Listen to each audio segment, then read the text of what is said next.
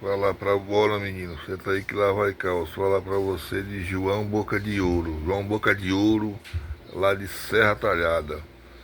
João Boca de Ouro, por que ele pegou esse apelido, né? Ó, presta atenção na história que você vai saber por que ele pegou esse apelido de João Boca de Ouro. João, era João Batista o nome dele. O nome dele é João Batista. Só que ele pegou o apelido de João Boca de Ouro. Por quê? Porque o João de Serra Talhada, ele tem familiar aqui no Juazeiro, né? A gente foi o quê? Ia pro Juazeiro, aí arrumou uma namoradazinha por lá. Primeira namorada tinha 16 anos e ela também 16 anos. A diferença dele mesmo é que ela nasceu num mês e ele no outro, somente isso. Aí aconteceu com o João. Primeira namorada, apaixonada e tudo. Completou 17 anos, ataca essa namorada ainda. Aí os planos dos dois é o seguinte, quando completasse os 18 anos, casar, né? Então o João disse, olha, eu vou arrumar um trabalho para poder ir comprando. Ele já tinha as terras já, né? Perto do vizinho, a casa dele, lá da mãe dele, tinha um terreno já para fazer a casa deles dois. Ele filho único. Aí os pais disseram, não, você faz a casinha perto de nós. Ele não morava dentro de Serra Talhada mesmo, não morava uns 2, 3 quilômetros da rua, né? E Canto Bom. Aí aconteceu. João começou a trabalhar na fazenda lá e tudo, ganhando bem, o fazendeiro gostando do trabalho dele, trabalhador. Nunca tinha trabalhado na vida, mas começou a trabalhar na fazenda, gostou direto. Aí ia, só ia para casa da namorada final de mês, porque tinha o dinheiro. Aí nessa época do João Boca de Ouro, era no tempo daquelas fichinhas, não tinha esses cartões ainda não. Depois que vieram inventar o cartão, mas não tinha as fichinhas de ferro, né? Comprava assim, tipo um bocado assim pra poder ir botando e conversando com a namorada, né? E de repente se acabava, aí era assim mesmo.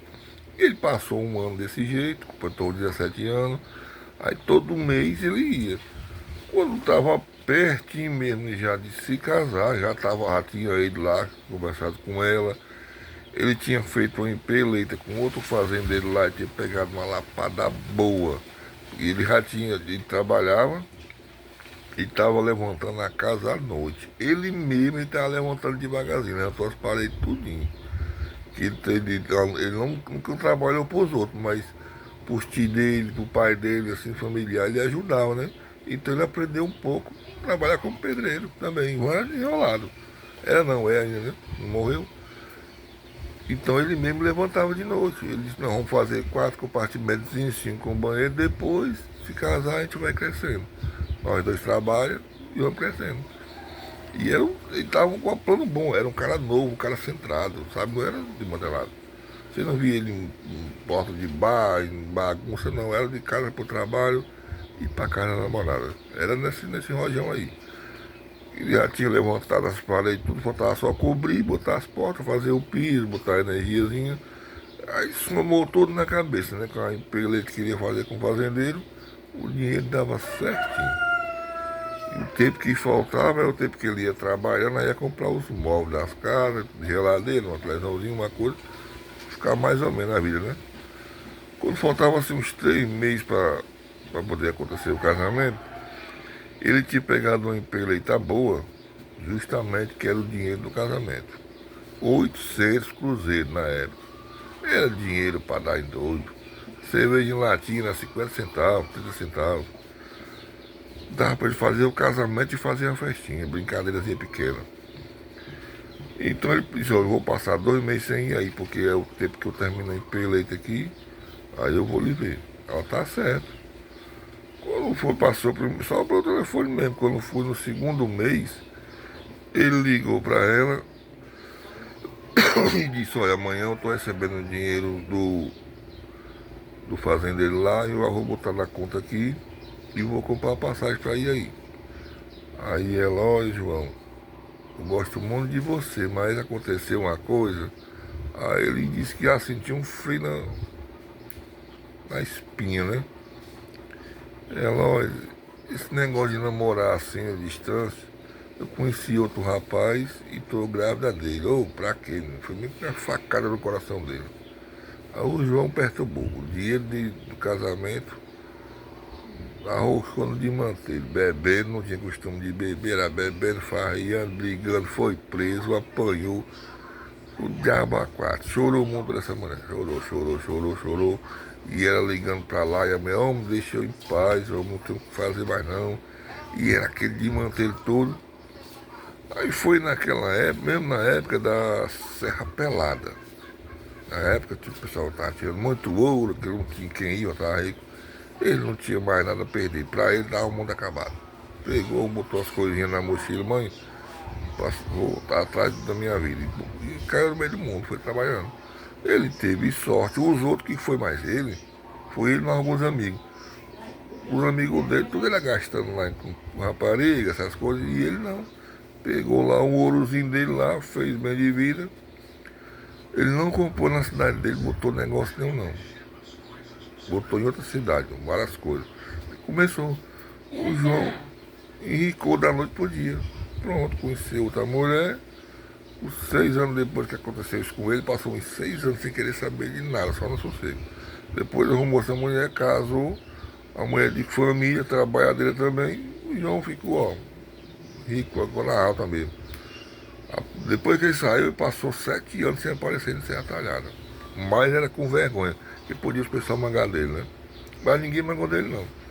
Deus foi razão para ele ter ido atrás da vida dele, né? E passou 17 anos depois, ele encontrou essa mesma mulher de novo, que ele botou uma. Ele entrou no ramo de farmácia, né? Aí ele abriu para o cabo e disse, pai, eu não de Juazeiro. Eu disse, não, mas eu não gosto de Juazeiro. Por causa do acontecimento, né? Acaba sem nada a ver não, mas já aconteceu.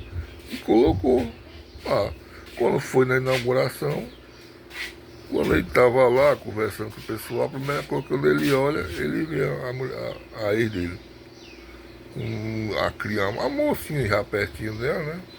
Aí ele viu que ali tinha sido o fundo da traição dele, né? Ele também não foi falar com ela não. Ele fez que não viu.